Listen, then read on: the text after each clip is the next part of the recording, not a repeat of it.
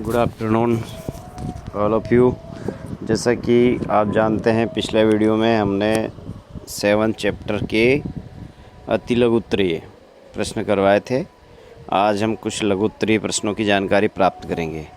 तो बिना समय गंवाए हम देखते हैं पहला प्रश्न है 1857 के संग्राम को प्रथम स्वतंत्रता संग्राम क्यों कहा जाता है। तो भारत में पहला प्रभावशाली आंदोलन 1857 ईस्वी की क्रांति थी। यानी इसके पहले जितने भी राजा महाराजा थे वे अपने राज्य को बचाने के लिए लड़ते थे। भारत को स्वतंत्र करवाने के लिए ये पहला आंदोलन था। ये भारत का पहला स्वतंत्रता आंदोलन था। इस क्रांति ने अंग्रेज़ों की जड़ों को हिलाकर रख दिया। इससे पहले भी बेल्लौर में, बैरकपुर में, बुंदेलखंड में विद्रोह हुए जिनको अंग्रेज़ों ने कुचल दिया आसानी से। क्योंकि ये छोटे स्तर पर हुए, कम सेना थी, कम लोग थे इनके साथ। किंतु इन विद्रोहों से 1857 ईस्वी की क्रांतिकारियों को बड़ी प्रेरणा मिली। वीर सावरकर, अशोक मेहता तथा अन्य भारतीय इतिहासकारों ने 1857 की इस क्रांति को प्रथम स्वतंत्रता संग्राम का नाम दिया। किन किन लोगों ने इसे प्रथम स्वतंत्रता संग्राम कहा? सावरकर और अशोक मेहता, इन्होंने। ठीक है। अब प्रथम स्वतंत्रता संग्राम क्यों कहते हैं? क्योंकि इससे पहले जितने भी संग्राम हुए वह व्यक्तिगत राज्य की रक्षा के लिए हुए थे। पहली बार संपूर्ण भारत को स्वतंत्रता दिलाने के लिए संग्राम हुआ, इसलिए इसे प्रथम स्वतंत्रता संग्राम के नाम से जाना जाता है। अब आइए बात करते हैं हम। तो इस क्रांति के उठ खड़ा होने का कारण, अब ये अचानक नहीं हुई क्रांति। आप सोचते हैं कि चर्बीदार कारतूस के कारण हुई, ऐसा नहीं है। और व्यक्तिगत शासकों का स्वार्थ भी इसके पीछे नहीं है, बल्कि साधारणतः जितनी भी जनता भारत में रहने वाली थी उन सब के मन में असंतोष व्याप्त था लगभग 100 वर्षों से अंग्रेजी राज्य के कारण। और एक छोटी सी चिंगारी की आवश्यकता थी, और वह चिंगारी चर्बीदार कारतूस के रूप में सामने आई। और 1857 की इस महान क्रांति को उससे बल मिला। और अंग्रेज़ों ने भले ही इसे सैनिक विद्रोह कहा, लेकिन ये सैनिक विद्रोह नहीं था। हमारे देश का पहला स्वतंत्रता संग्राम या राष्ट्रीय आंदोलन इसको हम कह सकते हैं। इस तरह से आपको बात समझ में आ गई होगी क्यों इसे प्रथम स्वतंत्रता संग्राम कहते हैं। क्योंकि पहली बार हमारे राष्ट्र को आज़ादी दिलाने के लिए संपूर्ण भारतवर्ष के लोग एक हुए।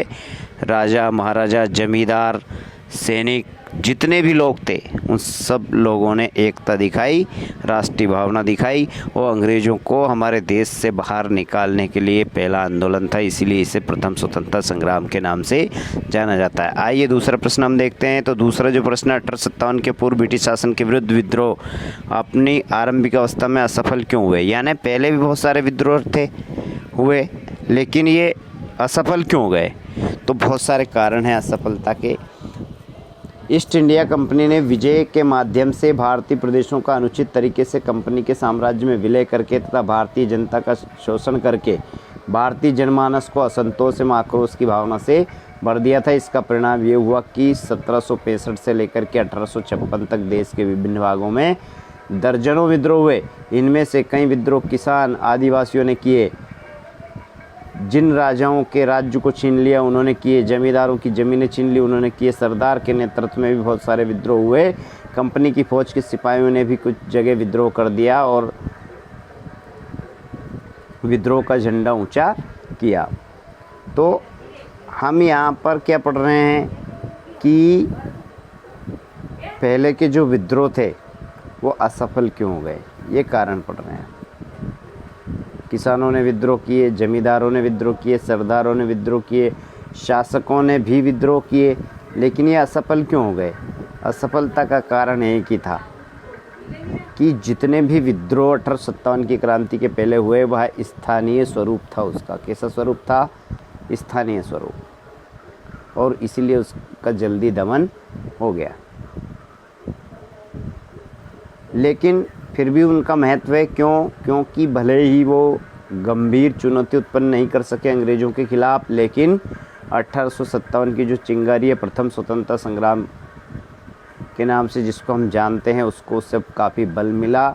और जिन जिन लोगों में कंपनी के प्रति, शासन के प्रति असंतोष व्याप्त था, वे सब उठ खड़े हुए और 1857 की क्रांति सबने शुरू की अंग्रेज़ों के ख़िलाफ़। तो आपको इसमें एक शब्द में आंसर समझ में आ गया होगा कि पहले के विद्रोह असफल क्यों हुए, क्योंकि पूरे भारत के लोग मिलकर नहीं लड़े, केवल जगह जगह छोटे छोटे स्थानों पर विद्रोह होते रहे। ऐसे छोटे छोटे विद्रोहों को जल्दी ही अंग्रेजी सरकार ने, ब्रिटिश ईस्ट इंडिया कंपनी ने दबा दिया वहीं पर। यह उसका प्रमुख कारण था असफलता का। आइए तीसरा प्रश्न हम देखते हैं। तीसरा प्रश्न है, भारतीय शासकों में असंतोष के क्या कारण थे? भारतीय शासकों में असंतोष व्याप्त क्यों हो गया था? तो अंग्रेजों की राज्य विस्तार की नीति के कारण। अनेक शासकों में जमींदार में असंतोष व्याप्त हो गया। लॉर्ड वेलेजली की सहायक संधि, लॉर्ड डलहौजी की हड़प नीति के कारण कई राज्यों को जबरदस्ती अंग्रेजी राज्य में विलय कर लिया गया, इसलिए उनमें असंतोष व्याप्त था। अंग्रेजों ने कौन कौन से भारत के राज्यों को अपने राज्य में ज़बरदस्ती मिलाया? उनमें देखिए, पंजाब, सिक्किम, सतारा, जैतपुर, संबलपुर, झांसी, नागपुर, इनको अपने अधीन कर लिया। अवध, तंजौर, कर्नाटक, वहाँ के नवाबों की जो राज की उपाधियाँ थी उनको भी समाप्त कर दिया। इस प्रकार से हमारे संपूर्ण देश में राजनीतिक अस्थिरता की स्थिति उत्पन्न कर दी अंग्रेजों ने में। और जो अंतिम मुगल सम्राट थे बहादुर शाह जफर, उनके प्रति भी अंग्रेजों का जो व्यवहार था वो अनादरपूर्ण होता चला गया। इन परिस्थितियों में शासन परिवार में भी घबराहट फैल गई और अंग्रेजों ने जिन राज्यों पर कब्जा किया वहाँ के सैनिक, कारीगर, अन्य व्यवसाय से जुड़े लोग भी प्रभावित हुए। इससे कहीं ना कहीं उनके भी व्यवसाय, रोजगार छूट गए। अंग्रेजों ने अनेक सरदारों और जमींदारों से ज़मीनें छीन ली। इसके कारण भारतीय शासकों में असंतोष व्याप्त हो गया। ठीक है, एक बार और मैं बता देता हूँ कि लॉर्ड वेलेजली की सहायक संधि, ये प्रश्न भी आ सकता है कि सहायक संधि किसने शुरू की? तो लॉर्ड वेलेजली। और लॉर्ड डलहौजी की हड़प नीति के कारण अनेक भारतीय राज्यों को अंग्रेजी राज्य में ज़बरदस्ती विलय कर लिया गया, इसलिए यहाँ के जो शासक थे उनमें अंग्रेजी हुकूमत के प्रति असंतोष व्याप्त हो गया। अगला प्रश्न देखते हैं हम, चौथा प्रश्न। चौथा हमारा जो प्रश्न है वो है, प्रथम स्वतंत्रता संग्राम का राजनीतिक व्यवस्था पर क्या प्रभाव पड़ा? जो राजनीतिक व्यवस्था चल रही थी उसका प्रभाव क्या पड़ा उसके ऊपर इसका? तो प्रथम जो स्वतंत्रता संग्राम था वो ब्रिटिश राज्य के लिए बहुत बड़ी चुनौती था। भले ही उसे बाद में कुचल दिया गया हो, लेकिन अंग्रेजों को बहुत बड़ा झटका इसके द्वारा लगा। इस संग्राम ने अंग्रेजी साम्राज्य की जो जड़ें थी उनको हिला दिया था। ब्रिटिश सरकार ने भारत में अनेक प्रशासनिक परिवर्तन उसके बाद में किए। और क्या क्या परिवर्तन किए नीचे हमें देखने को मिलेंगे। तो देखिए आप लोग, पहला जो परिवर्तन है यहाँ पर, ब्रिटिश संसद ने 1858 में, कब? ब्रिटिश संसद ने 1858 ईस्वी में एक अधिनियम पारित किया। इसके अनुसार भारत पर शासन करने का अधिकार अब ईस्ट इंडिया कंपनी के पास नहीं होगा, बल्कि सीधे इंग्लैंड की सरकार के पास अब ये अधिकार आ गया। 1858 में एक अधिनियम पारित किया और एक बहुत ही चतुर चाल अंग्रेजों ने चली कि कंपनी से लोग परेशान हैं, कंपनी के खिलाफ है, इसलिए अब कंपनी शासन नहीं करेगी। शासन कौन करेगा?